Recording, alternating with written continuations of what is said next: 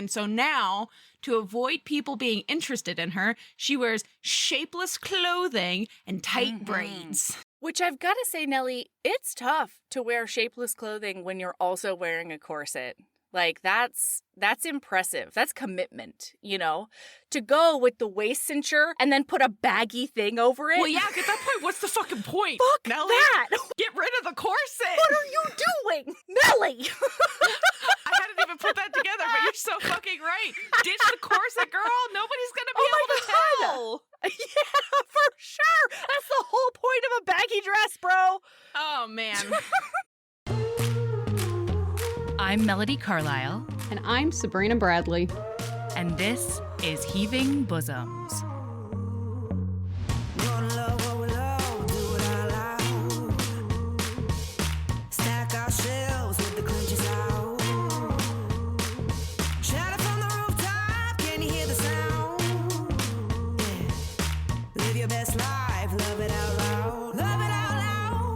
This is the podcast where best friends recap romance novels and other kissing media that makes us swoon, snark, and refills our cups. Whether you've read the book or are coming in blind, we'll lay bare every delicious scene and revel in the tropes and subgenres that make romance amazing. All right, listener, strap in and strap on. Headphones are highly recommended.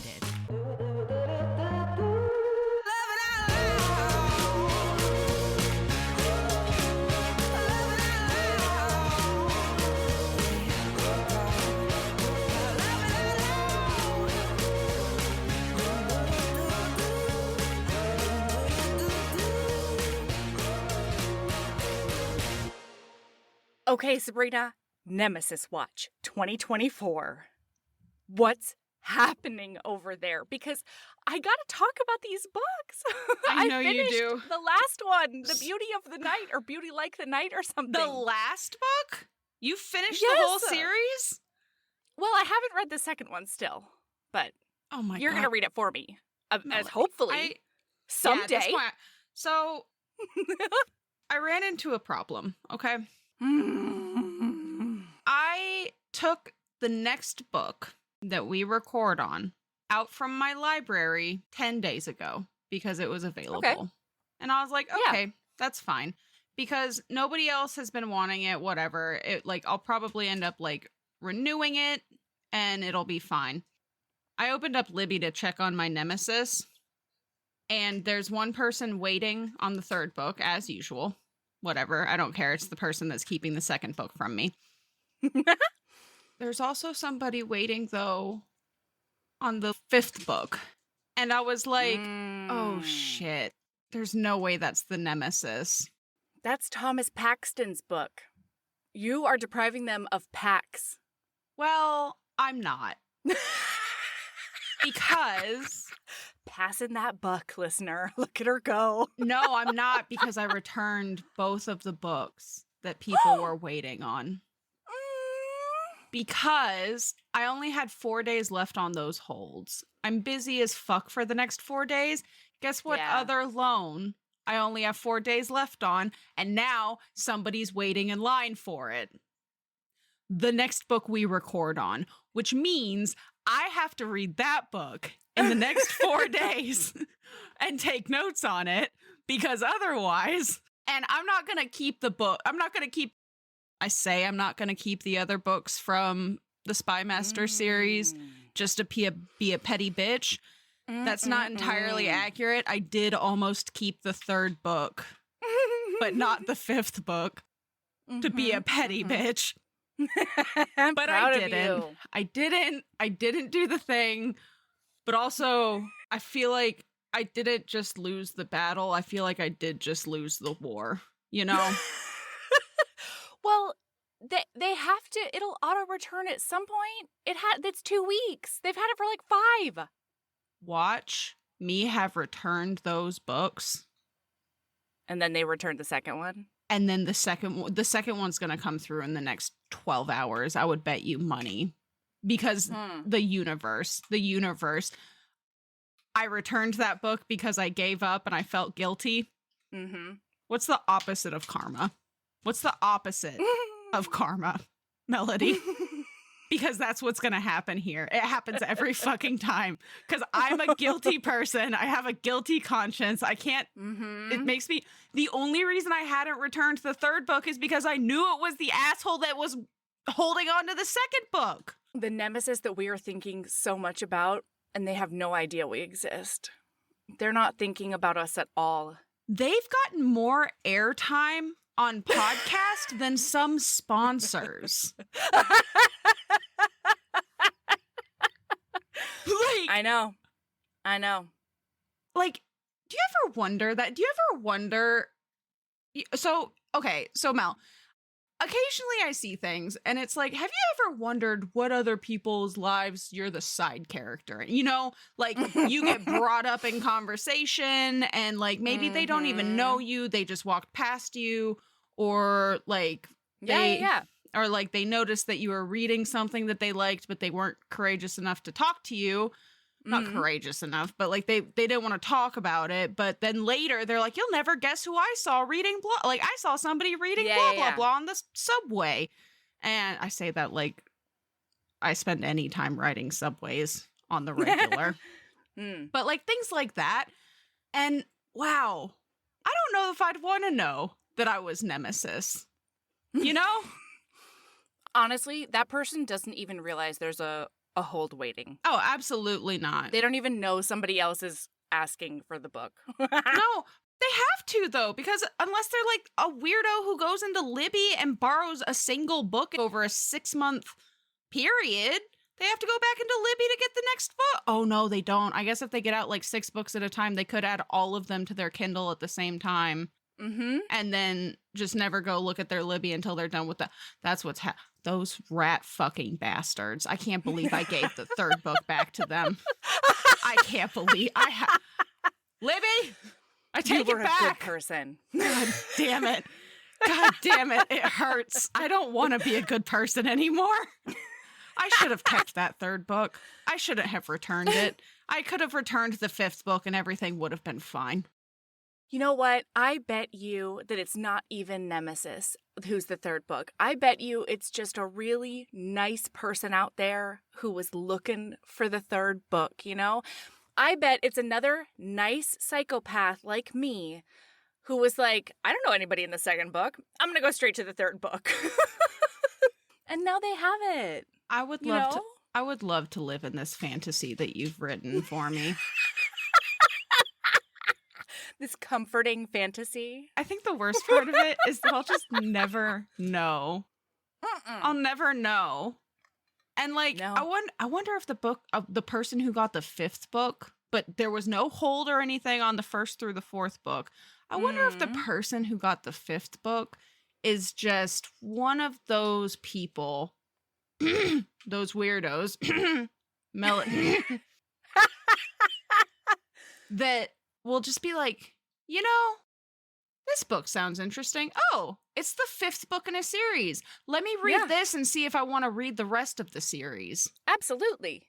Yeah, that makes a ton of sense to me, Melody. I will never understand you. Listener, okay, so for this episode, we're trying to record in advance, and we decided that we were going to do a novella. And so attempting to get a book by Sabrina that was like, I knew it has to be a number 1. It has to be a number 1. I can't believe you're bringing this up. We didn't even talk about this, but I wondered if you like. No, this is all me. This is all me over here going, oh, this book looks really, fuck, it's the 3rd book. Okay. Oh, this book leads to, oh no, it's the 2nd book. You're talking about something a little bit different. That's hilarious. I thought you were explicitly talking about what led to us. That's a fascinating look into your brain about ending up where we ended up. Oh, how we got to this book? Uh-huh. Oh, yeah. Okay. So we decided at one point that we were going to do My Fair Alien by Honey Phillips. But of note, listener, originally she tried to pick the 2nd book in that series. I did. Yeah. And I was like, 1... Melody, who the fuck do you think I am? And 2, the 2nd book doesn't have an audiobook, Mel. Yep. And then I was like, well, that's over. And then we were thinking, okay, fine, we'll do My Fair Alien. And then, because the second one is a spinoff of The King and I. And I love The King and I. I know it's problematic. I know. But then I was looking on my Hooplas and I was like, hey, Sabrina, listen. There is literally one Honey Phillips audiobook on Hooplas, and it is Artek. And so I'm thinking, maybe we should just do Artek. Mm-hmm.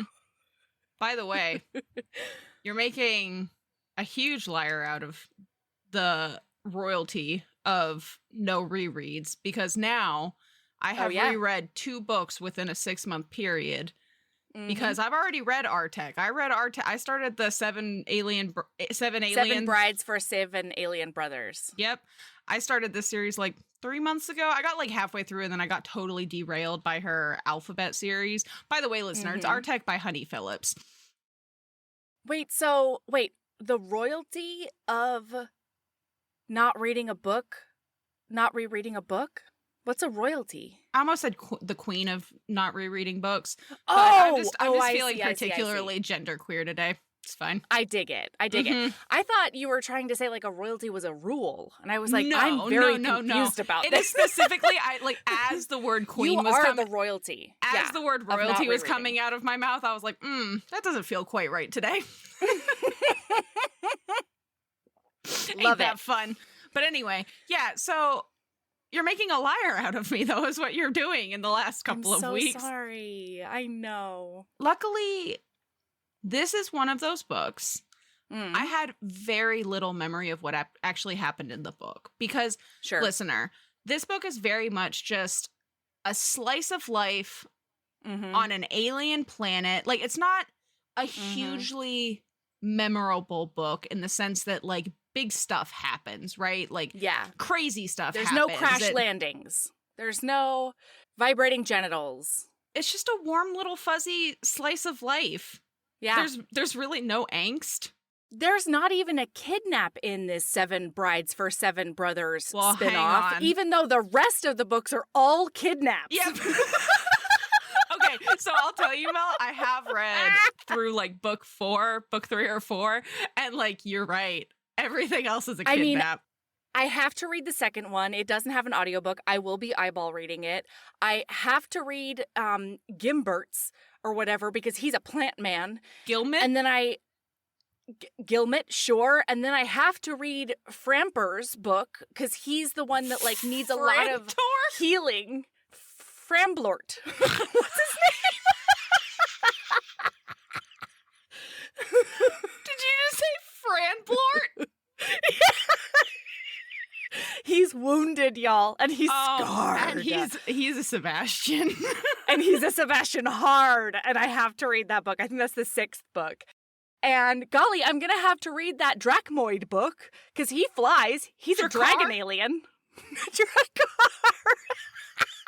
This is going to be the whole episode. Mel, I could sit here for an entire episode just listening to you try to remember alien names. Oh my god, Mel, I need you to just read all of the alphabet series and just try and tell me. We'll do a Honey Phillips extravaganza. And it's gonna literally, the extravaganza is just you trying to remember alien names. It's gonna be. You can tell me the first letter of each name, and I will try to figure it out from there. Guess what? The letter. Oh shit! Is the alphabet? It's always the. Oh wait, no, that's not true. That's not true. The female main character's name is that, and then it's like Winnie and the wild man. Winnie and the Wild Ride. Please hold. It's all stuff like that, y'all. Please hold. Peggy and the Perfect Penile Penetration is another I bet that's the P book. Margaret and her Moon Man. So is probably the M book. I was correct. W is not only not out yet, it is also not titled as far as anything that I'm finding is concerned. Honey which means Phillips. Phillips? Winnie and the Wild Ride. Winnie and the Wild could be a great Ride. one. Listen, you don't have to credit me. You don't have to do shit. But if she comes out with Winnie and the Wild Ride, my life will be complete at that point, I think. You know what I mean? I would keel over dead if Honey Phillips let me name one of their books. I think at that point, Sabrina, we could really call ourselves influencers. Influencers. You know? I'll influence the shit out of you. Okay. But yeah. So I've read, okay, I lied. So I've read the next book. The next book is... And what's she going to do for X, you know? Xanthi and that's tough. I'm going to have to workshop that one, Honey Phillips. You let me work on it for a bit, and then I'll get back to you. I know you're just waiting with breath abated for me to get this title to you. Don't worry. I will not forget. You will forget, but I will remind you. I will put all of my energy into this X title just for you. Xanthi's a great name, though. It is a great name. Xanthi. By the way, I'm adding brainstorm X names. Thank you. For Honey Phillips.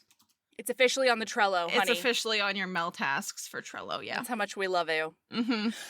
Okay, listen, let's get into Artek. Yes, but I was just going to say, so I've read the second book, which is, hilariously, the two characters that I've read are Benjar. The two that you apparently aren't interested in. You didn't care enough to butcher their names. I was going to read Benjar's book. Oh, okay. I will say. Name, did I nail it? Is his name actually Benjar? Mm-hmm. The third book, though, I've also read, and it's Callum's book. Oh, I fucking love a Callum. And I have to read that one. He ends Callum up with and Pearl. her friend. Yeah. And they're both Sebastians. Yes. Oh my God. Is what I've heard. Pearl, my sweet. I just really like a Honey Phillips. I had all of the books that I've read by Honey Phillips. I say that like it's not a lot. At this point, it's like 30. Because I just have no chill when I decide to dive into an author. Once you get on a rabbit hole. All of them are they're just delightful. You know what I mean? Like they're not books that particularly like super hardcore stick with me, except the third book in the Alphabet series. Callie and the Calamity Sue. Or, you know. Is that? Cam and the Conqueror. Oh, Conqueror. I love it. I think that's the one that I was thinking of. Yeah. Mm-hmm. He gives me very much like that hero gives me like space pirate vibes. And I love it. But anyway, all of the books that I've read, they're just delightful. They're just little nuggets. None of them are over 200 pages. And it's just wonderful. And this one's really fun. This series I found really fun because it manages to be like an alien historical kind of.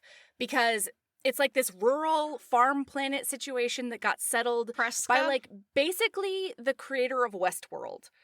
He was like, I only like the period in which women could not say no to their husbands, but I want plumbing is what I want.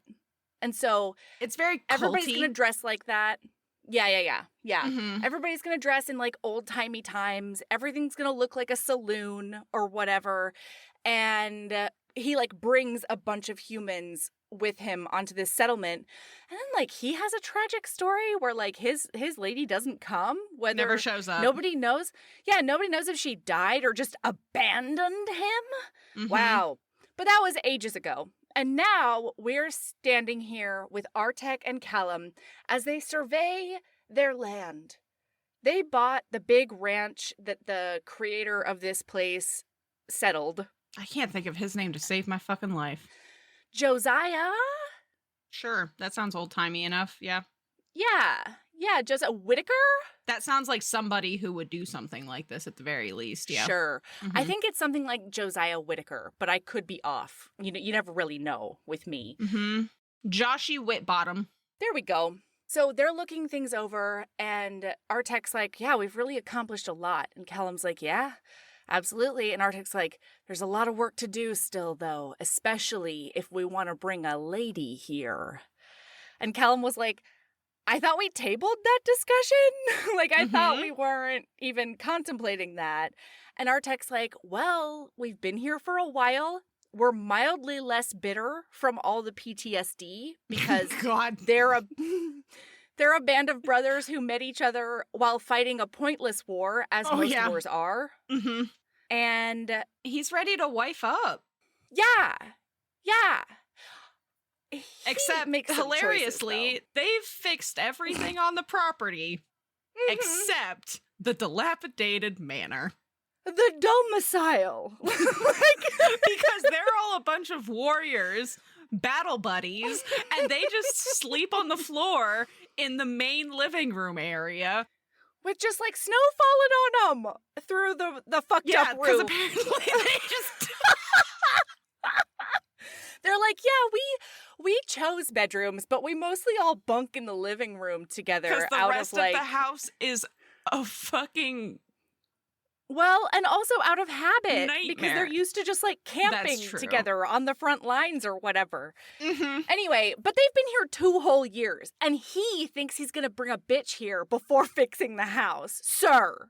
He just... What were you thinking? Don't worry, listener. She takes him to task on this one. Okay.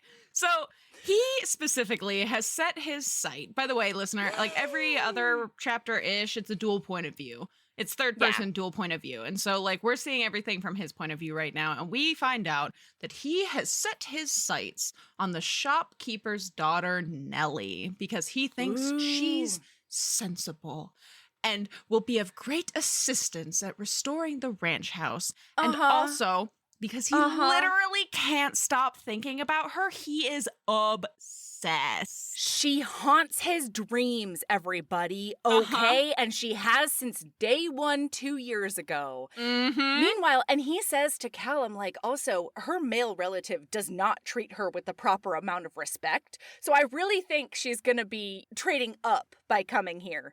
Once we fix the domicile. I'm going to add that addendum. Yeah, he doesn't say that. That's a melody. No, he doesn't. That's a melody addition.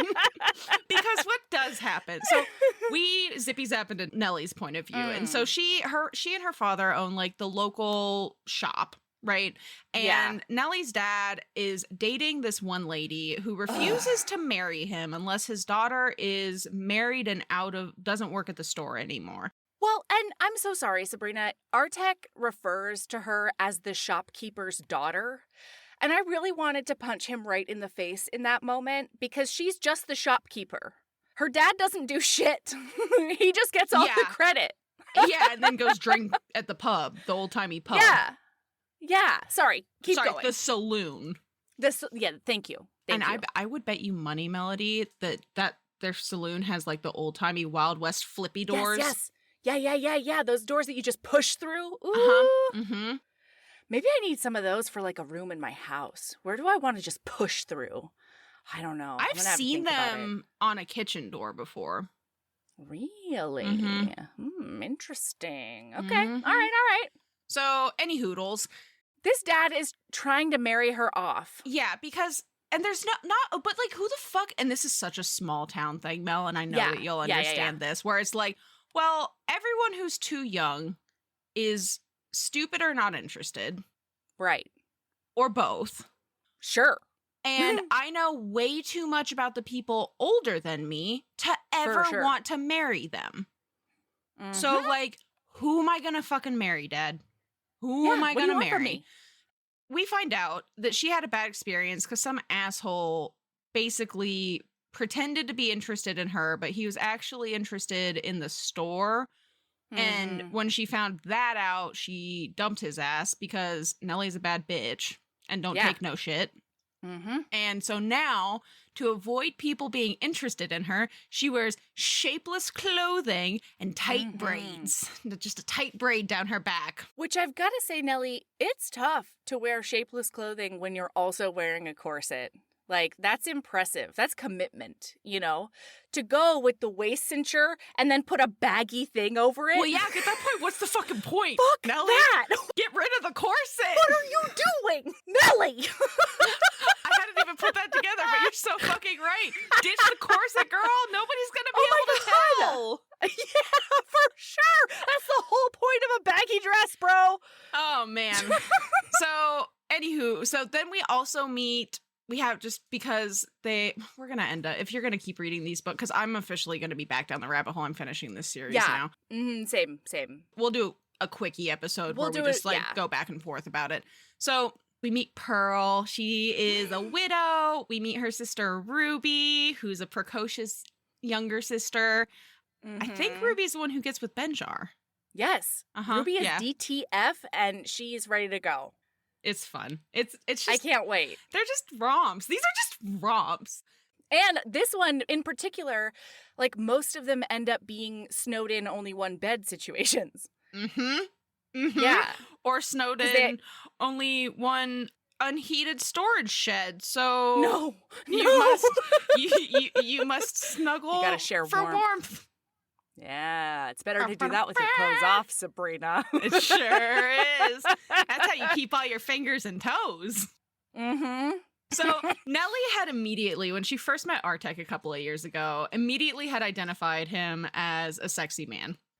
And he's midnight, he's blue with midnight black hair and horns, aka handlebars, and yellow eyes. And he is very different already when she first meets him. So the town was not interested. They were trying to figure out if there was some way to keep the aliens from buying the farm, because they were like, we don't want aliens here. Yeah, that town was full of a bunch of NIMBYs, and we're not doing that. NIMBYs? Not in my backyarders. Yeah. I learned that term a few years ago when a bunch of fucking NIMBYs were trying to block the mosque they wanted to create in Bayonne. These assholes. Yeah. NIMBYs. Yeah. I like that because, boy, I will say that I've been unfriending quite a few people on Facebook recently over that kind of... Over NIMBY issues? Mm-hmm. Yeah. Over NIMByness? NIMByness. So... He's already very different. She is delighted by him because he places his orders, and because they live in bumfuck alien planet, they have to literally get, like, Oregon-trailed items from the other closest, like, the town that has the port. And they have to Laura Ingram's Wilder, like, take a trip to town every few weeks, but with less racism. You know? Yep. They got them My Little Prairie every 6 weeks. Right. On the home prairie. What the fuck did Laura Ingram's Wilder Little either House on write the Prairie. or Little House? Thank you so much. Maybe her daughter wrote it. Did you know that? I don't know. Anyway. That's a bold statement. You heard it here. There are theories. You heard it here, folks. It's Conspiracy Town in Laura Ingram's Wilder fandom. That I am not a part of, so I don't know a ton of details. You know, I was obsessed with that series. Specifically the first, couple of books. I only read the last part. I read the whole series at least once, but, especially, the first couple of books where they were really roughing it, you know? Because I was also obsessed with, My Side of the Mountain. Basically anything. I wanted to be a person who lived off the land. When I was younger, I was like, I live off the land. I grow my own food, and I cut my own trees, and I build my own homes, and I shit in the woods. Sabrina, can I tell you why I didn't read that series? Mm-hmm. My mom tried to get me interested in Little House on the Prairie when we had just moved to Oregon to what we still to this day call the Shack. And we did not have running water. I was part of the trench digging team to get the well water to the fucking house. And I was I was putting Fruit Loops on my legs to lure flies in so I could talk to them. And it was it was dark, okay? But also super fun. And so when I was trying to read Little House on the Prairie, and I was like, this is fucking boring. I don't need more of this.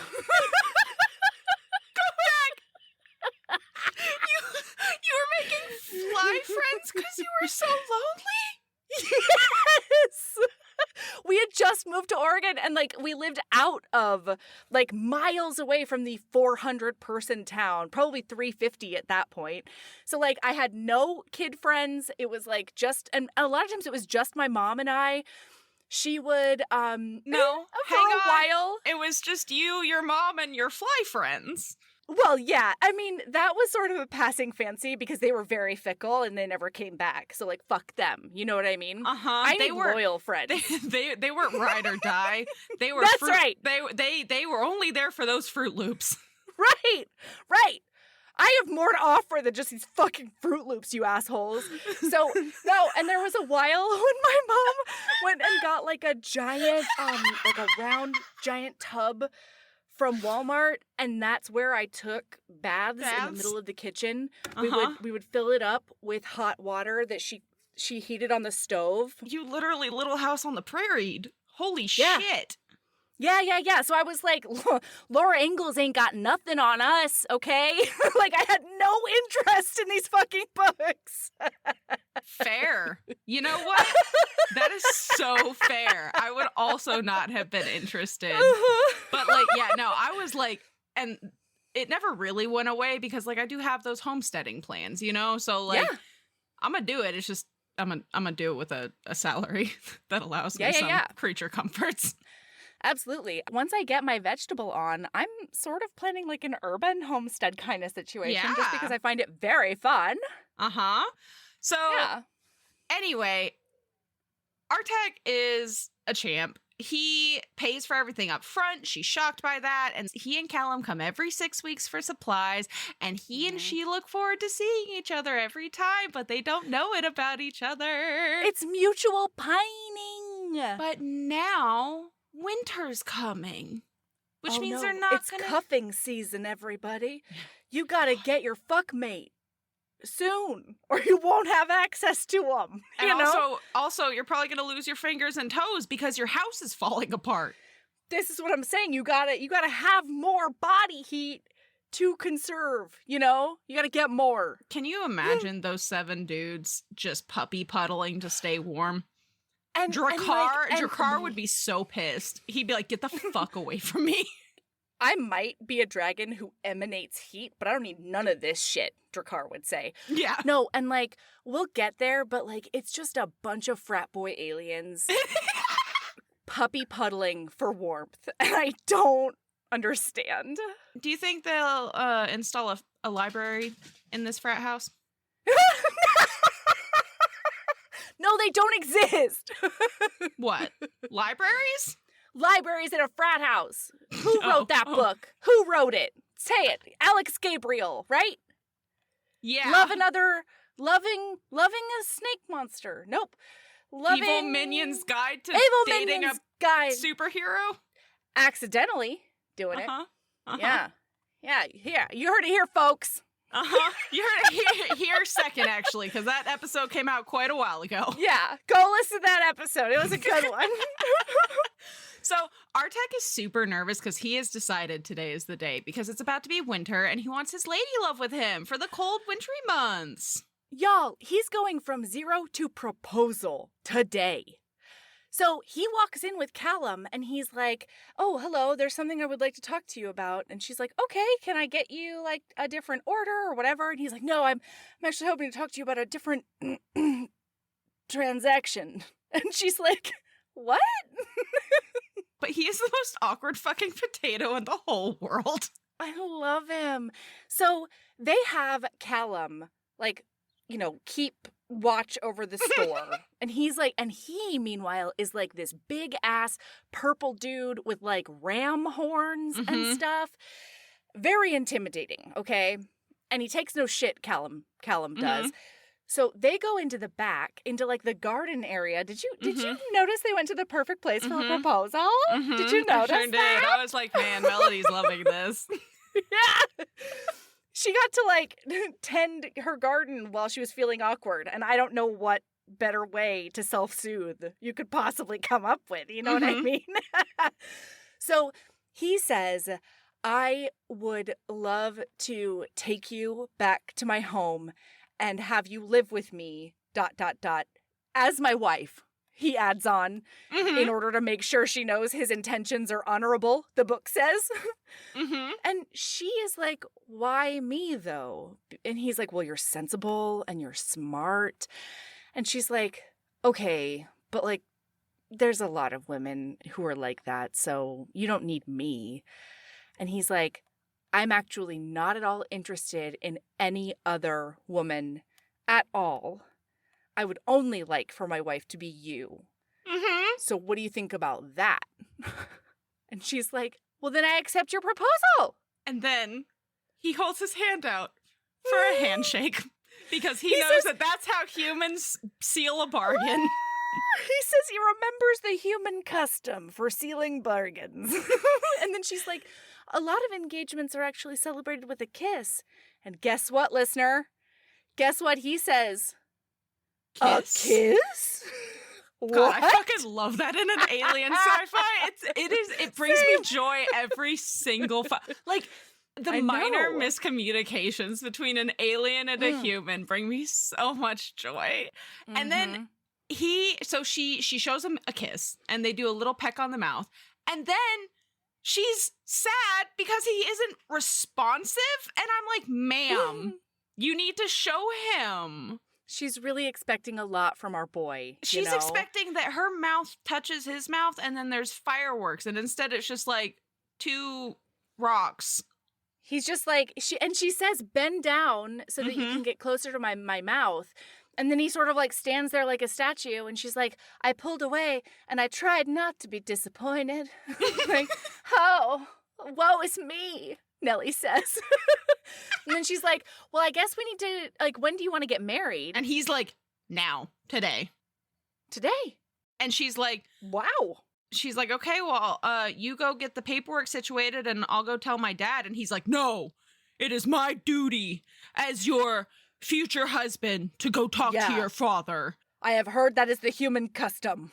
She's like, all right, bro, have at it. Cool, yeah. And then they go back inside, and it turns out that Callum is the best shopkeeper ever, because not only did he not sell some really expensive whiskey to this dude who has a giant tab at the store that he's never paid down, he got a payment from him. Callum, before the end of the day, gets 3 payments from 3 separate people. And I'm like, Callum, you 3 have separate freeloaders. Yeah. Yeah. Uh-huh. And they're all like her dad's friends. Get over yourself. And also, guess what, listener? This isn't post-apocalyptic. This isn't. Try that again. Yeah. This is, you spank that word right now, Sabrina. You get it. This isn't post-apocalyptic pussy time, and we don't live in a favor-based barter system. This is what I'm saying. You need some cold, hard cash for that whiskey, my friend. Yeah. You're going to need to hand me some sort of economy chit, okay? Uh-huh. That's what I need from you. Yeah. Get out of here in your pantaloons. That's right. Yeah, so she goes to get ready for her wedding. And Pearl, she wears one of Pearl's dresses, and like, you know, they make it fit her.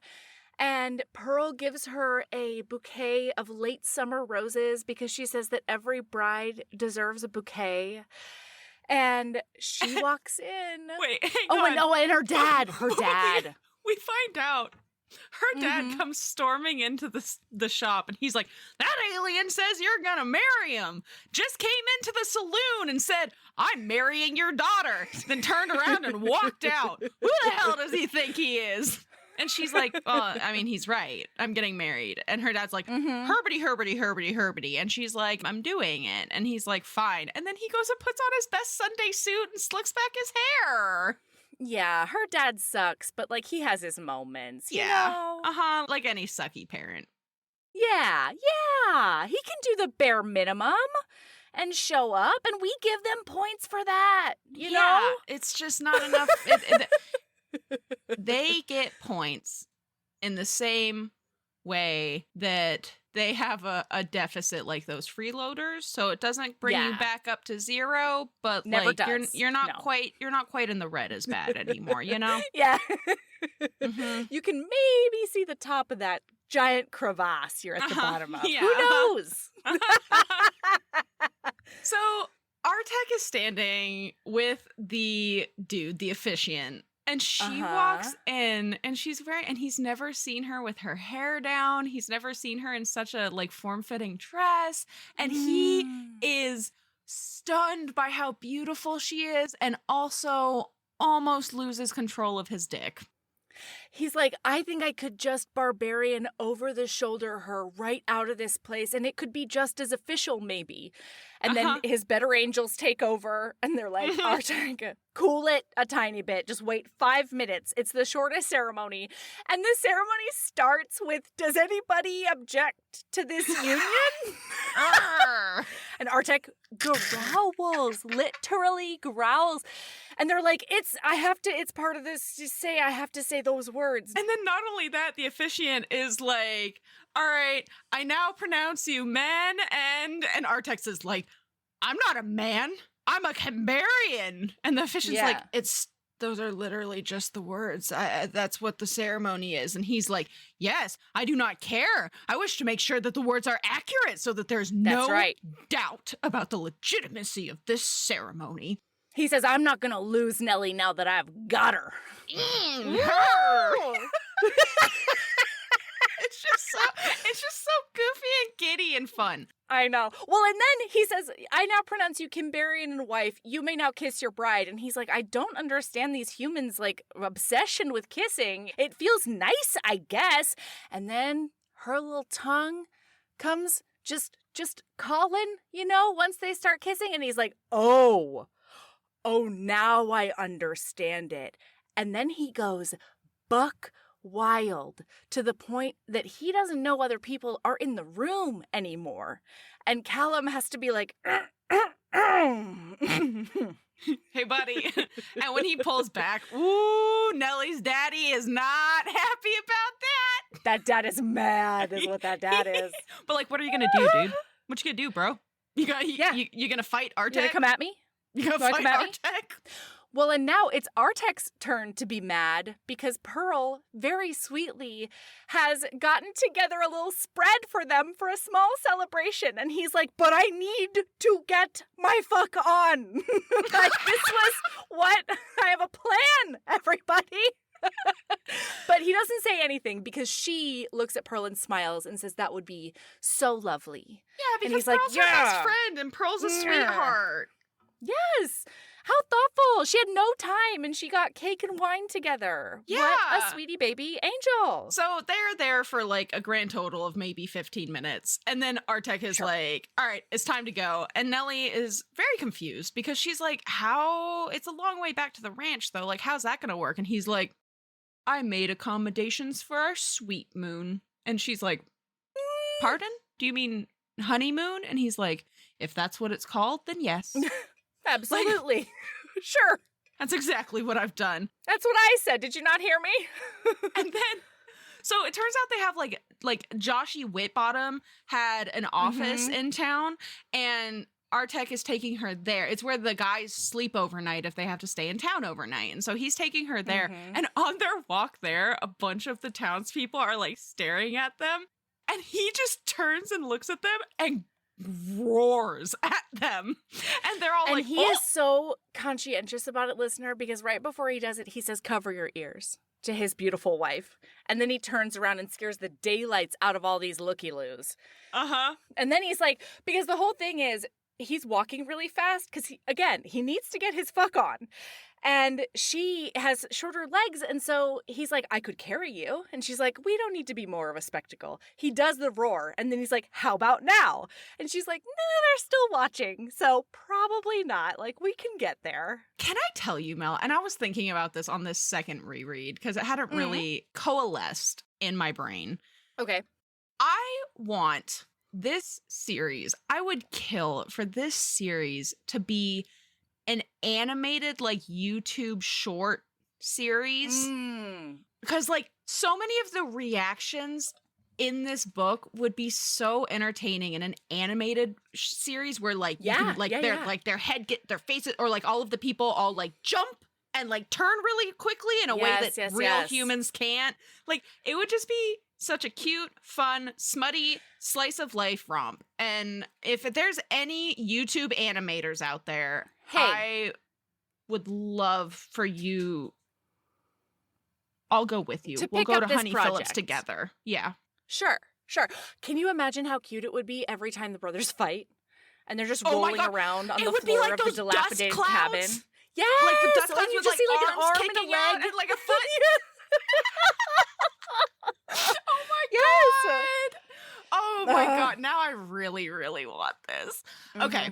So when they get to the office, he's like, okay, now I have to pick you up though. You can't, like, it's my right as your husband to carry you across the threshold. And she's like, okay, let's do it. So then she gets in there, and it's an office, and it's like old and stuff. It's very rustic, but she sees that he's done so many sweet moon gestures inside it. So there's like 2 beds that are pushed together with like a pristine white sheet over it, and then rose petals on top. Okay. There's a whole basket full of food from the one restaurant in town. And there's candles everywhere. And she says, you did all of this in an hour? And he says, well, no, I did a little bit of it before. And she goes, oh, you were that certain of me? And he says, no, my heart was beating out of my chest as if I was going into a battle right before I walked into the store. She's like, oh, that's so sweet. Okay, so are you hungry? And then he gets some bedroom eyes, and he's like, not for food. And he lights some candles, and she looks him in his face, and she notices that he looks very nervous, and she's like, are you a virgin? And he's like, no, I have been trained in the art of pleasuring women. And she's like, but not human women. And he's like, I'll figure. I'm certain that I can make this. I can assure make this you. work. This is 2 books in a row, 2 episodes in a row, Mel, where we have a character that's like, I'm good at what I do, and you know what? I dig it. Yeah. So he tells her what he would do. Tell listener. Do you have the quote, ma'am? I can pull it up real quick. I did not pull highlight up the quote. Okay. Oh my God. Basically, he's like, I'm going to kiss you. And then I'm going to work my way down your body. And then I think he says I'm going to taste the sweetness between your legs or something like that. Hang on, Mel. Just hang on for 2 seconds, okay? I can find it in just a second. All right. Google sweetness in there. Yeah. I don't need to. I know what chapter it's in because of my notes. No, but I have no doubt that I can please you. How would you do that? I would begin by removing your clothing, and then I would kiss you. I enjoy kissing you very much. I would kiss your breasts and the sweetness between your legs, and when you were wet and ready, I would mount you and make you my mate, my wife.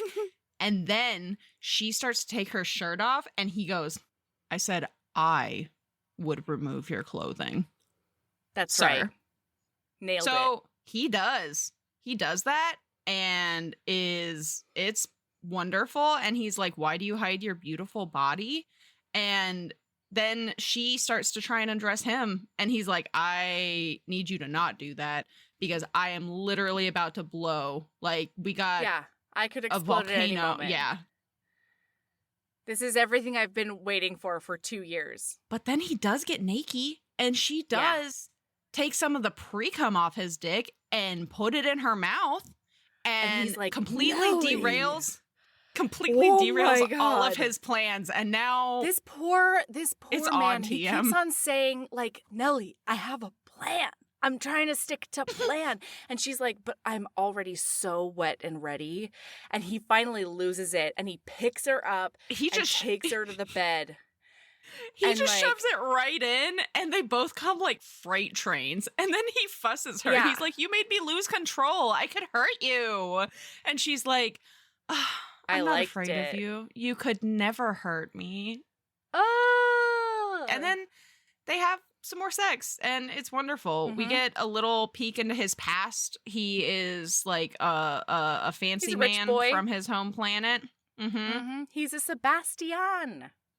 Mm-hmm. He was neglected by both of his parents, okay? And as the first son, God. he had to go to war because it was his duty. And then he did get super fucked up in a 10-year war that nobody actually won and they shouldn't have done in the first place. And he lost so many good men out there. And Callum then- is his second in command because Callum was his teacher. his trainer, and Callum went with him to war. When he was a kid. Yeah, and then he goes with him to war because that's how much they love each other. Sweet boys.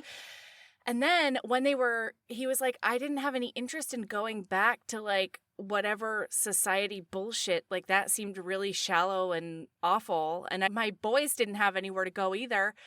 And then Enblarg found out that this like big piece of property was on sale. And he was like, my inheritance will cover the purchase of that, no problem.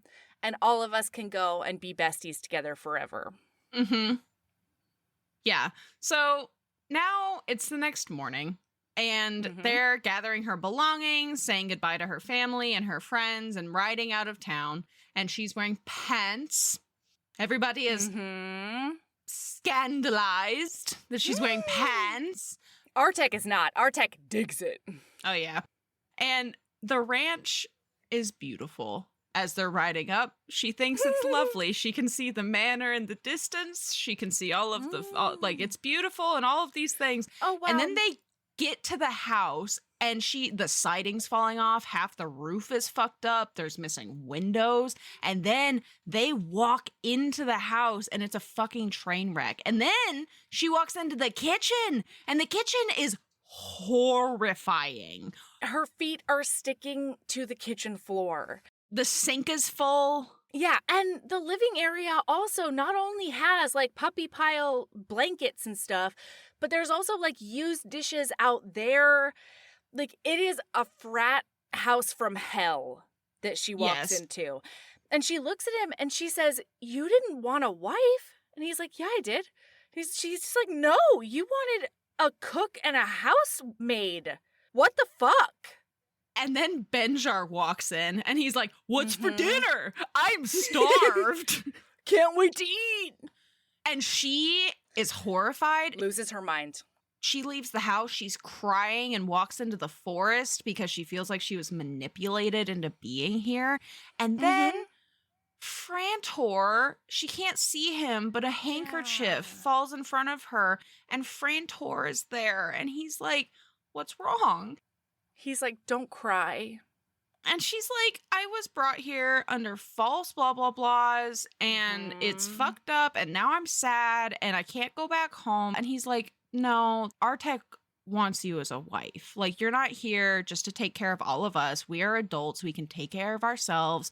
Artek doesn't like sharing his feelings because he feels like he has to be strong for all of us. Yeah. And then he disappears into the forest. But he says, ask him and then trust him, like believe him. He really wanted you, like capital Y, you. And then Artek comes out and he kneels in front of her and he's like, I'm so sorry. I really didn't mean for you to be a servant. You can spend all of your days in bed if you want and I'll still be good with you. And she goes, the only reason I would want to stay in bed all day is if you were there too. And then he's like, oh ho ho, interesting. And they make up and she goes back in and she's like, listen, I don't mind contributing, but like, y'all are going to help. And not only that, when she walks in, the kitchen is cleaner. Like they tidied and started cleaning the kitchen while she was gone. Yeah, and they tidied like the living area. They did all those things. So she is like, okay, it seems like you brought me here in good faith. I'm good. So Nellie decides that she's going to cook a big ol' soup. And then Gilmat, Mel's love of life, comes back from his greenhouse with a bunch of fresh vegetables. And she's like, oh, these are perfect. Boy. And he's like, they're not great vegetables. And they're like the best vegetables she's ever seen. And he's like, I guess they'll do. And then we won't dig into this because it's about the other books, but like we learn a little bit about all of Artek's brothers while he's with her while she's cooking. He's also started calling her Sweetness, which was very adorable. Yeah. And now they're sitting down for dinner at the dining room table because the boys cleared off the dining, and literally I cannot call them anything but the boys. These are frat boys. Like the boys is the only way to describe them. Yes. They cleaned off the dining room table, and the youngest brothers, Benjar and Endark, are completely uncivilized. Like, yeah. But then they find out that, like, ladies like a civilized man, so they're, like, staring at her while she's, like... They're like, watching where she puts her napkin, and they're Mhm. like, we're gonna learn today. Mhm. And then afterwards, she's like, okay, so I don't mind continuing cooking if everybody else will help out with chores like getting the water, because they don't have plumbing right now. Oh, And God. like, Mhm. you know, bringing the firewood in and doing the dishes, all of those things Mhm. would be very helpful. Honestly, I would be so much better about cooking if I was not the one who had to do. I love cooking. I hate dishes. It is the Sisyphean task of my nightmares. You mean I have to cook, to dirty this dish, to feed myself, to clean it, just to dirty it again tomorrow? Absolutely not. I fucking hate When that. I'm alone, I end up just like eating out of the wok a lot of times. I'm just like, why would I put this in a bowl? This is why would I do that? I can just stand at the stove Yeah. and eat it out of this. Mm-hmm. Yeah. Why would I use another spoon when I can just use the fucking thing I've been cooking with?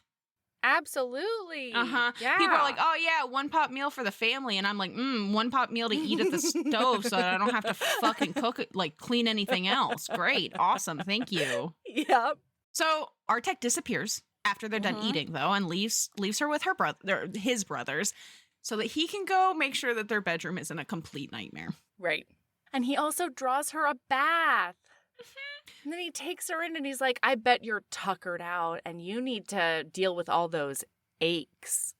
And she's like, the way he says that sounds very dirty. I don't think he's talking about like the aches from the horse ride. This is great. No, this is eggs from the Artek ride. Yeah. So he helps her wash her hair and her whole body, and he pampers her like crazy. Oh, and it also turns into like a body wash where like he's like very carefully washing through her folds and like gotta make sure that you're very nice and clean and like rubbing up on her. And then he pulls her out of the bath and he carries her to the bed and she's like, no, you can't, but I'm still wet. And he's like, and you're about to be wetter. And then he lays her down on that bed. Because he says, you promised me a treat earlier. And so I'm going to have my treat. Yeah. Treat lifestyle. This is a little treat lifestyle, okay? And if the little treat is an orgasm, even better. Great. Okay? Great. Loving it. Thank you so much. You don't even have to tell your bank balance shit about this little treat. Yeah. This is all elbow grease. I would also like to and this is definitely something that we see it all the time in especially shorter alien romance novels and like lighter, fluffier alien romance novels. Like the sheer fact that these aliens, I will never get over this. These aliens go from I've never even seen a clip before to orgasm machine. And like these women just like they're like, oh my goodness, I've never hardly ever come before in my life. And then these fucking aliens put like a pinky halfway towards their clit. And they're like, oh, I'm coming. It makes me laugh every fucking time. And I love it so much. I love it. I love it. And we're not even in like orgasm-inducing cum territory, you know? No. Those are the best. Those are the best, where it's like, and then he comes and his cum does a chemical reaction that creates my orgasm. Ugh, like, here we go again. You know what? This is the wish fulfillment that people think that we're reading for, and you're right. It is. Yeah, sometimes. Every once in a while. So then he makes her come twice with his mouth and then just lets her go to bed. So the next morning, they're at breakfast, and he spent the night before falling asleep thinking about, like, what do I need to do to make this place more comfortable? Because luckily the bedroom wasn't in terrible shape. It had, like, one broken window, so he just had to, like, sweep up some leaves. But, again, the house is a dilapidated nightmare. Like, it's horrifying. He's like, I'm going to work on the roof today. What's everyone else working on? Hint, hint. And then she's like, well, before we get too far, I think that it would be great if you could, like, take turns helping me do house chores. And Benjar's like, if we do that, do we get extra food? And she's like, no, but if you do a really good job, I'll make you a treat for after dinner. And he's like, I'll be the first one. And, like, he helps her clean up all the floors and do all of that. So then time goes on, and each time they, like, have their turn with her, she figures out a project that can be ongoing for them. So, like, Gilmart ends up in the garden out front because he doesn't really like being inside. And they've got this area that used to be a gorgeous garden and, like, now is just weed central. And she's like, he's just making magic out there, she says. Another guy is, like, in charge of doing the roof. The siding. And then, the siding, yeah. And then at one time at dinner, she's like, okay, well, I just need somebody to, like, bring in the water for tomorrow morning. And they're like, oh, no, that's unnecessary. And she's like, wait, I'm not going with a morning without coffee, thank you very much.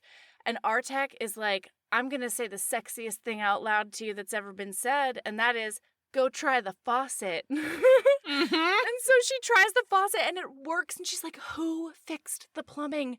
And they're like, Frantor!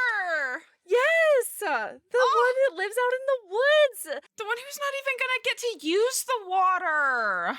Yeah, but he loves her because he's the best. And so she keeps putting cookies out on the porch for him every night. Yeah. Hoping he'll come inside someday. Yeah, and now, Lord, this is what leads to the rest of the fucking series. Wow, she didn't see this coming? Yeah. So it's after dinner, okay? And they're like, everyone's exchanging stories about their lives, and they're like, Nellie, your turn. Tell us a story. And she's like, I'll tell you about this really romantic one I know of. And so she's telling this, like, dumbass. This story about these Roman warriors who left their town to go off to war. And they're gone for years and years and years. And then they finally get back to town, and all of the women are gone. All of the women have gone to the town across the river to live with them because reasons.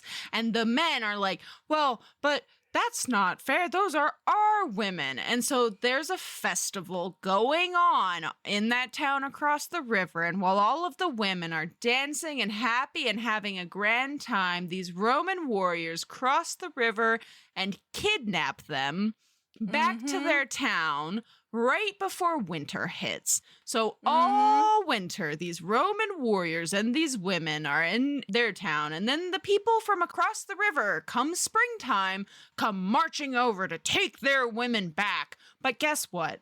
The women don't want to come back because they're happy here. They love their men. Here. It's wonderful, so be gone. And so they leave without any fighting, and the men and the women live happily ever after. Nellie.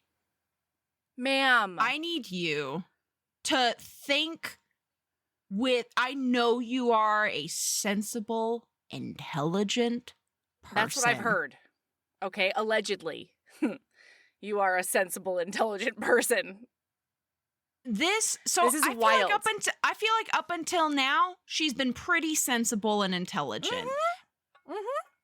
And then she tells these men this story, and Benjar, specifically Benjar, is like eyeballing her from across the room, and he's like, so they just took them? And Nellie's like, and he's like, because they were dancing and happy at a festival? And she's like, And at this point, everybody already knows about the little festival happening down at the town in a couple of weeks. They're about to have a town dance. Yeah. Oh my God. Nellie, come on, girl. Man. Loving you, but what the fuck? So she enlists Callum's help to help clean Artek's office, okay? Yes. Artek is very much like in control. He has to be in control. He was the commander. He was the firstborn. He doesn't need help from anybody. He's the one who takes care of everybody else. And she's talking to Callum about how she feels like the relationship is very one-sided. Like, he doesn't let her help with anything. He only pleasures her in bed instead of letting her pleasure him. Yeah, she tries to give him beaches and he flips her over and starts going down on her instead. And, like, tough life, but, she wants to give back. Yeah, and so Callum is basically like, you have to understand that he has never experienced a healthy relationship. Like, he's never witnessed one where it is mutual and they work together and they help each other and it's not just at face value, like, kind of thing. Mm-hmm. And so with that in mind, as you just stated, when it's time to go to bed for the evening, she does in fact try to take over in bed, and then he like just flips her over and turns her into a wet noodle. And then the next morning, she wakes him up with a blowjob and doesn't take no for an answer. And is successful that time, and he's into it. And then he's like, but I'm supposed to pleasure you. And she's like, well, no. And then he says the worst thing you could ever say in the world, because he also said it about going to war. He says, it's my duty. And she's like, oh, I'm so sorry. You are no longer obligated to do anything like that. She gets dressed and she like goes off in a huff to make breakfast. And he's like, I did a wrong thing, but I could not tell you what that wrong thing is. I have no idea what that wrong thing is. Nah, if you put it on a chalkboard, I couldn't point to it. Like, oh yeah, no. So then we see Artek talking to Callum, and he's like, dude, my human lady's being real weird. And Callum is like, you need to share the load, dude. It is not all on you anymore. She wants to help you. Like, this is not you don't have to take care of her. She wants to take care of you right back. And she would be happier if you let her do that and you kept her included on things. Yeah. And he's like, Herby derby derby derby. Interesting. I'll have to think about that.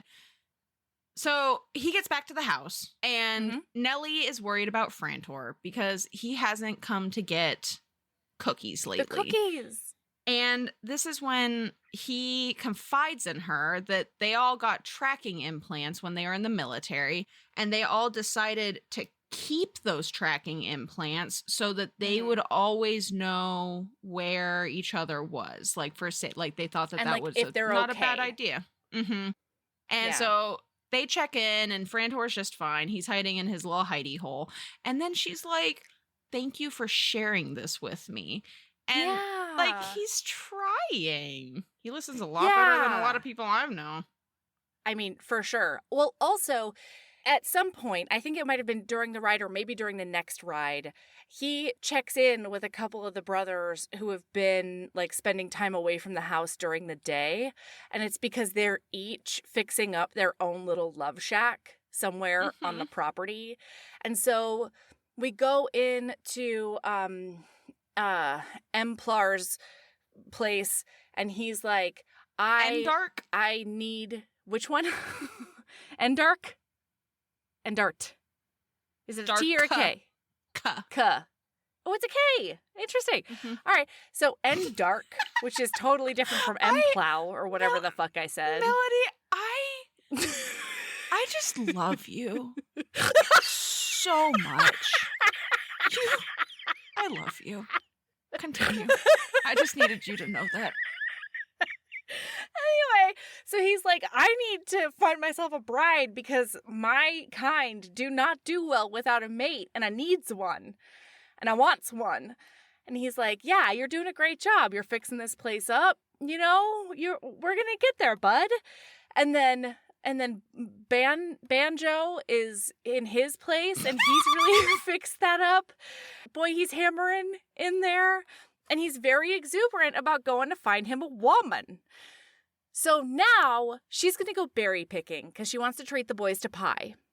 And she gets attacked by the native predator, who is a carnivore with hooves. Yeah, an Andiani.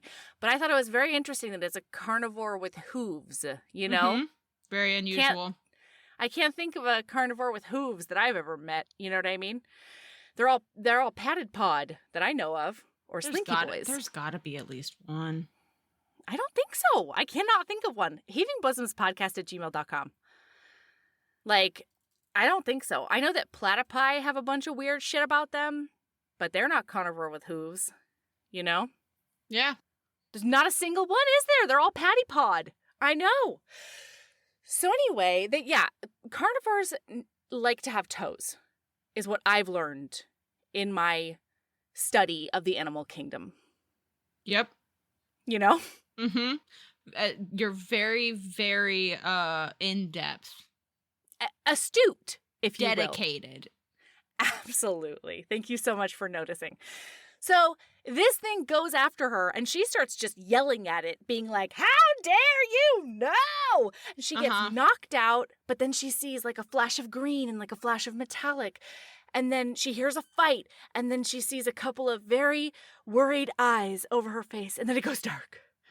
Mm-hmm. And then she wakes up, and Drakblor is doing his stuff on her because she got a head wound. Well, So I think sci-fi romance might be my favorite to recap with you in a lot of ways, just because you really just you go to town. I let it ride. You sure fucking do. Continue. I'm not worried about nothing. So he's doing her bandages and stuff, and she's like, how did I get here? And he says like, Fran Nerp. What's his name? I'm not correcting you anymore. It just makes me so happy. The problem is with the audiobook, I haven't seen it written out. So like it could be anything. Mm-hmm.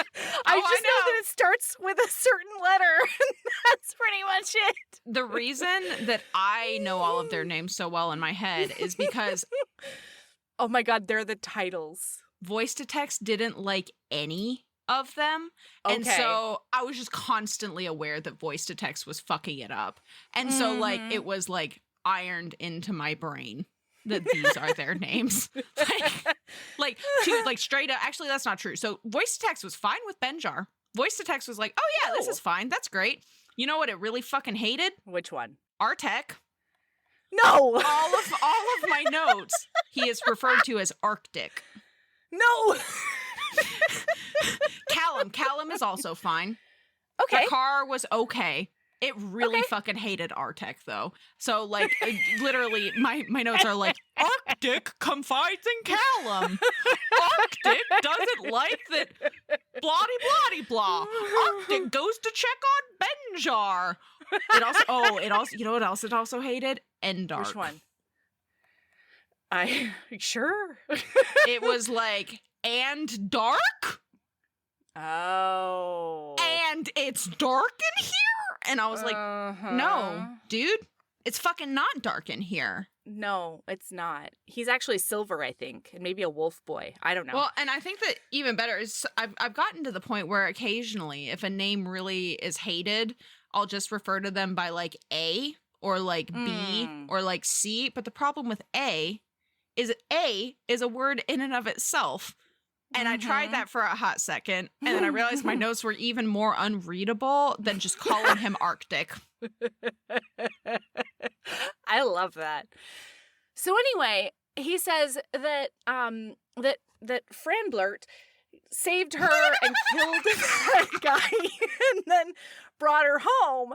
And they called Drakmar, and he came down from his cave to tend to her. And on the way, he saw Arctic, and he was like, you need to get down here. Your bitch is injured. So then this medic looks at her, and he says, does Artek know? She's like, know what? He's like, your pregnancy.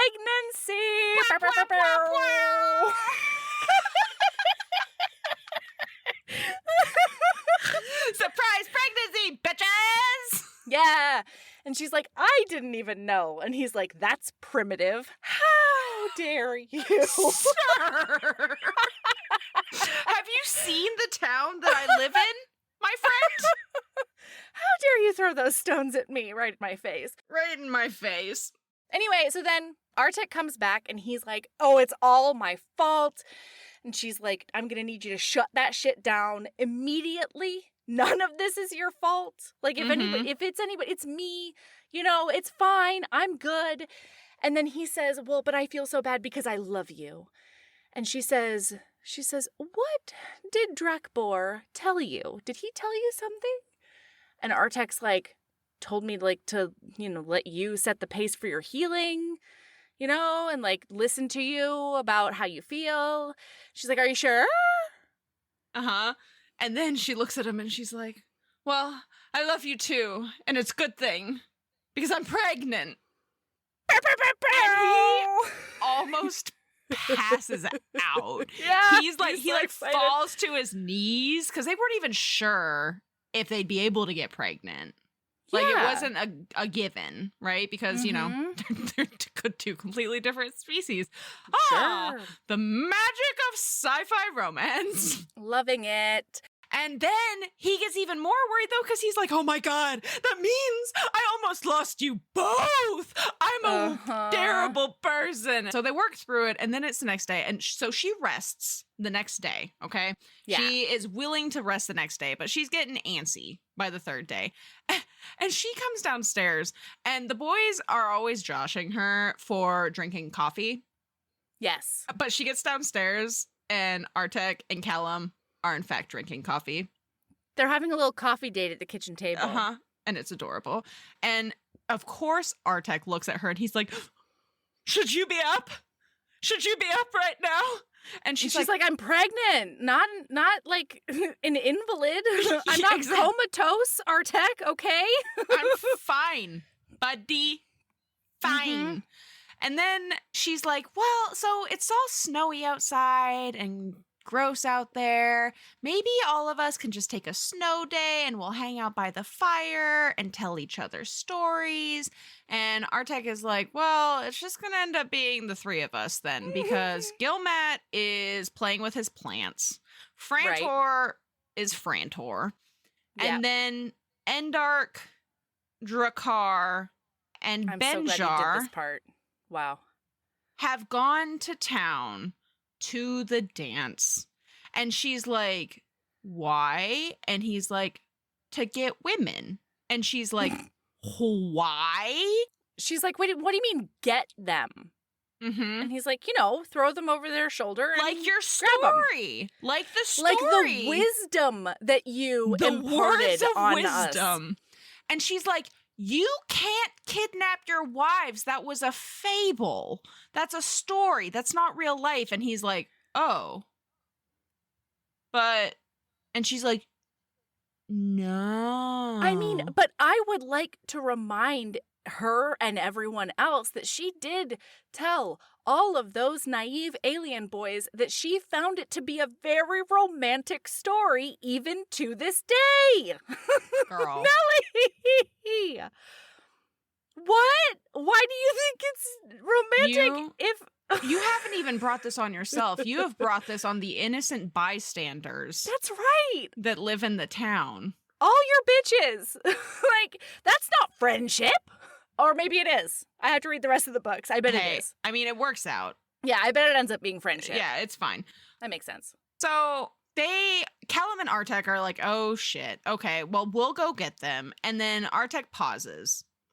Mm-hmm. And he looks at her and he's like, do you want me to stay with you? And she's like, I would like you to stay with me. I really do. Thank you for asking.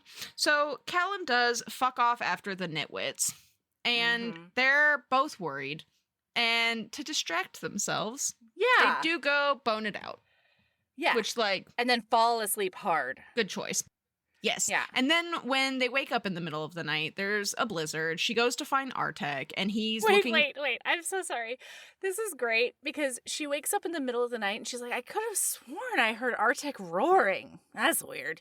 And goes back to sleep. And then wakes up again, and Artek's not in bed. And then she's like, uh-oh, I better go find Artek. I assumed that the roar was the blizzard. No, the roar was the avalanche. The explosion and the avalanche. Oh my God! I've read this book twice and I did not put that together. Okay, so she finds Artek and he's looking at the little bleepy dots for everybody.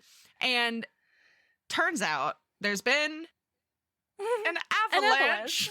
Interestingly enough. And Artek is not super sure it was a natural occurrence, okay? Mm-hmm. Because the one thing that we haven't told you about Enmark, Enkins, is that he loves exploding things.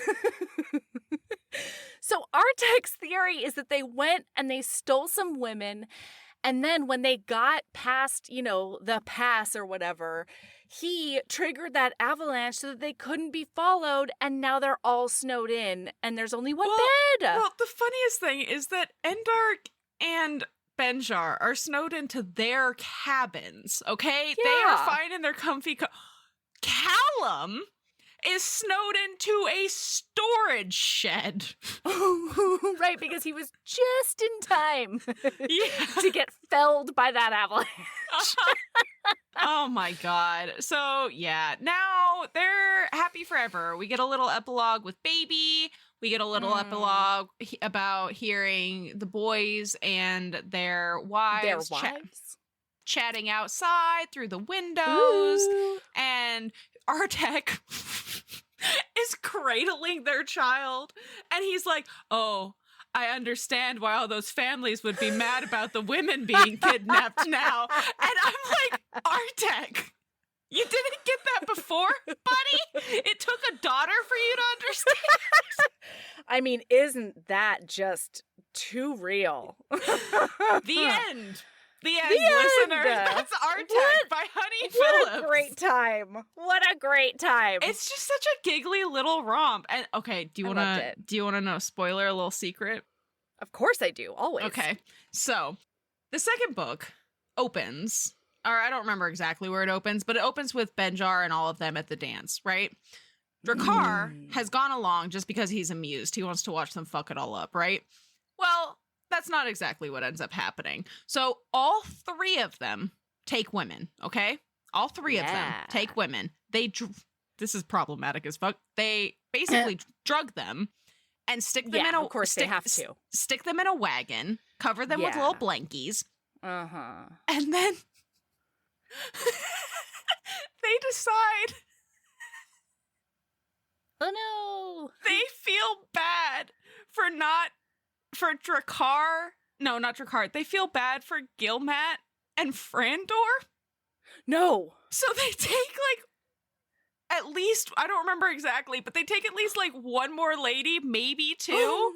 And specifically, I don't remember which one it is, but specifically they take a lady that it had to have been Benjar, because that's the book that I've read. He was more interested in a different lady immediately, but she was harder to get. So he grabs a different one for himself, but then he grabs her too, and he's like, well, I'll just give her to Gilmat. But of course he's not going. So he ends up trading. He ends up giving his original lady to Gilmat, and he's like, this is yours now. And then grabs his lady and takes her to his cabin. And then the reason that Callum, because they didn't take one for Callum because Callum's a gruff old bastard. No. But the reason Callum gets his lady is because Pearl goes after her sister. Yeah, she needs his help to save Ruby. Well, because Ruby ends up with Benjar. No, hang on. No? She needs his help because she gets stuck in the avalanche. And then they fall in love. But yeah, so that is as far as I got. And I can't wait to read the rest of the book. I'm back on my bullshit. Hell yeah. I'm back on my Honey Phillips bullshit. I had taken a little break. I had fallen into another rabbit hole. I actually fell in, I'm deep in an Emma Ham rabbit hole. So we'll see. But I'm probably going to go ahead and finish this series now because they're 180 pages a book. Yeah, it's just a delicious bite. It's just a little snicky snack. Okay? Yeah, yeah. All right. My lady love is, are you in a dinner rut? Yes. When your husband doesn't cook for 7 days a week and he only cooks for 5 days a week, do you have a hard time coming up with recipes?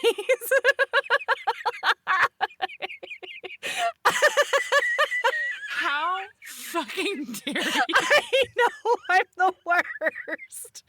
I live of all of the people you could be looking dead in the face of while you say that. I'm so sorry. I have to cook dinner twice a week. You know what I've eaten for dinner the last 3 nights? What? Tortilla chips and spinach artichoke dip. That's I just can't be fucked to cook. It is so unhealthy. I can tell my body's screaming for a goddamn vegetable, but I just can't bring myself to do it. And you should say, body, there's fucking spinach in there. Go fuck yourself. All right, yeah, tell me all about your woes. Yeah, I'd love to hear this. It's tough over here. So we had a bunch of rotisserie chicken left over. And so a lot of times on Sundays, if we have rotisserie chicken left over, I'll like make a chicken soup of some sort or, you know, whatever. But I wanted to do something. What? I was about to be such a fucking hypocrite. I was about to be like, soup? It's the middle of summer. And then I was like, Sabrina, you had soup 3 days in a row during a heat wave. But I will say one of the reasons I didn't want to make soup is because chicken noodle soup on a hot summer day felt terrible. So instead, I decided, what if I cross-apply my pie-making skills and do a chicken pot pie for the fam? I hadn't done one in like forever. I don't know if I've ever made a chicken pot pie or similar, like a savory pie. So I tried it, all right? I started looking up recipes, and then I started just putting recipes together and being like, well, I don't have that, so I'll omit that. And like, I'll just add this other thing. And I nailed it. I sent a picture of it to Sabrina. We'll post a picture. I fucking nailed it. Instagram. Oh my God, this thing was beautiful. And the kids actually liked it. Ember had it the next day for dinner. I was proud of myself. As you should be. So that's that. Maybe try something you've never done before, but that utilizes skills you already have. You know? Yeah. It'll get you out of that terrible dinner rut that you're in.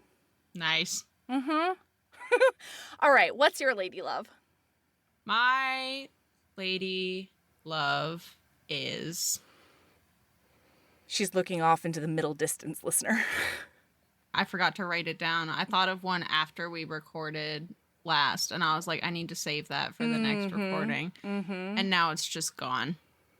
Well, shit. You know what? What? You know what? You want to know what my lady love is? Tell me everything. As we all are somewhat aware. Sure. I'm a neurodivergent little turd. No. With some somewhat intense ADHD. Breaking news. Breaking news. And I have the tendency to start a hobby, decide I'm interested in a hobby, spend hundreds of dollars. No, stop talking on directly that hobby, to me. Stop it. and then not touching it for a very long time. Case in point. So I really like nails. Okay. I like nail art. Your nails have looked so good the past couple of weeks, and I keep forgetting to tell you. I'm sorry. Hang on. Those were acrylics because right before Houston, 2 of my nails did break. Oh, ouch. And so I did. I mean, it wasn't that big of a deal. They just broke short enough that they did not. There was no saving. I couldn't cut the rest of my nails to be the same length. And I'm a little vain about my nails because nothing like having my brows done and nice looking nails is really just like my jam. Okay, like that. I never feel better than when my nails look good and my brows are done. So in my life, I have spent a lot of money on nail supplies. Specifically nail art supply. Like it's truly heinous. And I moved into this house December of 2021. Okay. I have a box of nail supplies that has not been opened since I moved. What? I just got out of the habit. I didn't have a good place to set everything up. And so it lived in a box. Okay. Well, I got acrylics over my natural nails, except for the 2 that I had to get tips on. I got them on my natural nails. And so like to help like let my nails grow back out. And I have like I know I have stuff for like strengthening. I did in fact do the nightmare thing while we were recording. I noticed that one of my nails was coming loose.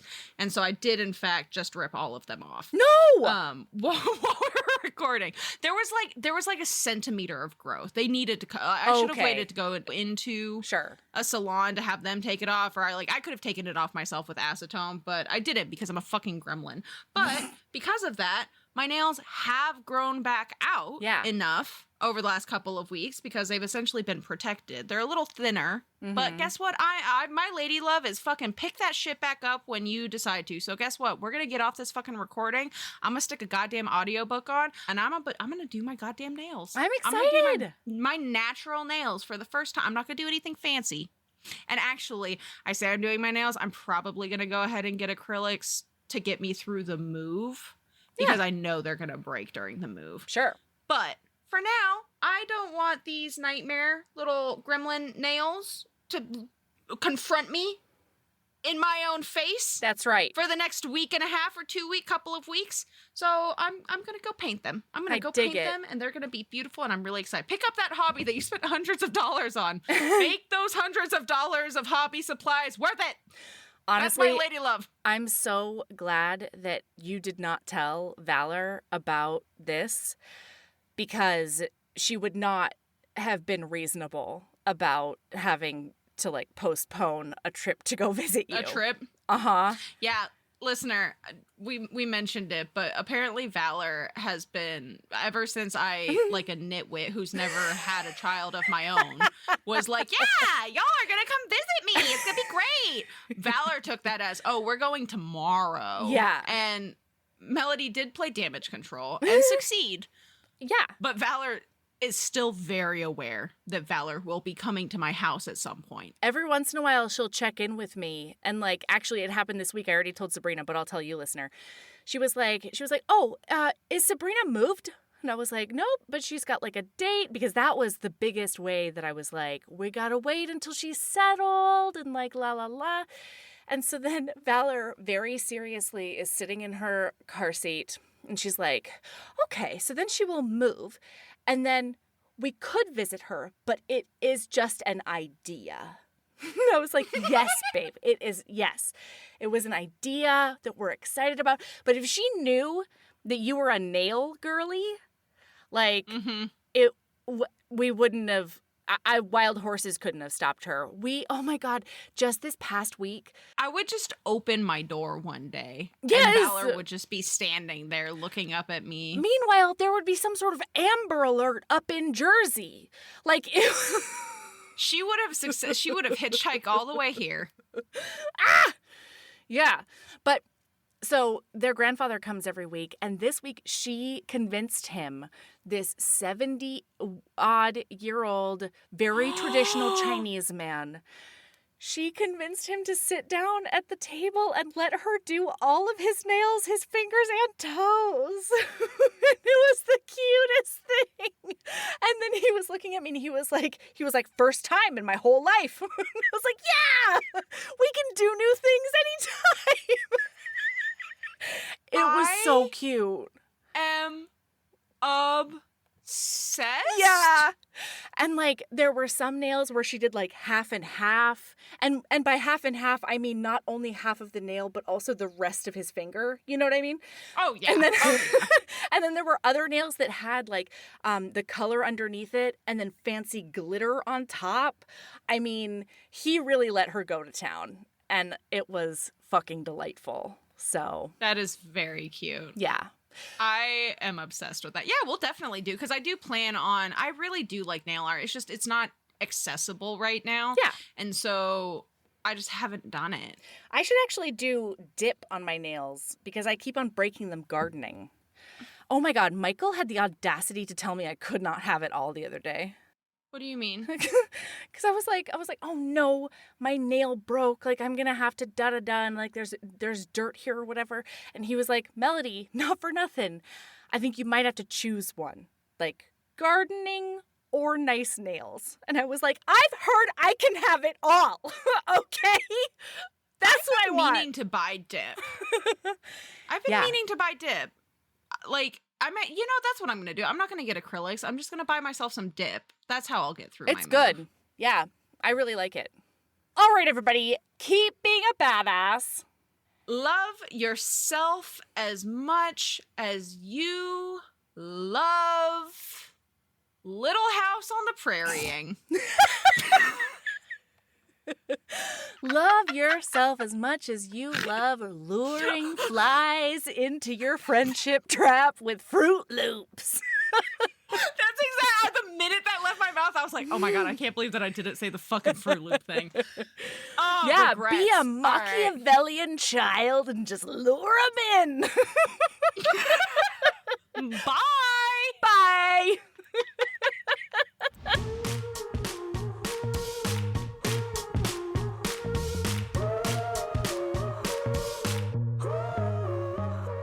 Heaving Bosoms is produced by us, Melody Carlisle and Sabrina Bradley. Editing is done by Melody Carlisle. Our theme music is by the incredible singer-songwriter Brittany Fonts, and our art is by ultra-talented author Kate Pryor. If you like our show, remember to follow us on your favorite podcast app, rate us 5 stars, leave a nice review, and of course, tell all your friends about us, even if they don't read romance. If you want to get in touch, you can email us at heavingbosoms.podcast@gmail.com. If you want more of us, visit patreon.com/heavingbosomspodcast. You can also find us on Instagram at Heaving Bosoms, on TikTok at Heaving_Bosoms, and in our Facebook group, the Heaving Bosoms Geriatric Friendship Cult. Head over to our website to sign up for our newsletter, get our Reading Embrace printable, and check out my audiobooks at heavingbosoms.com. All right, we'll be back next week with more swoons and snark. See you then.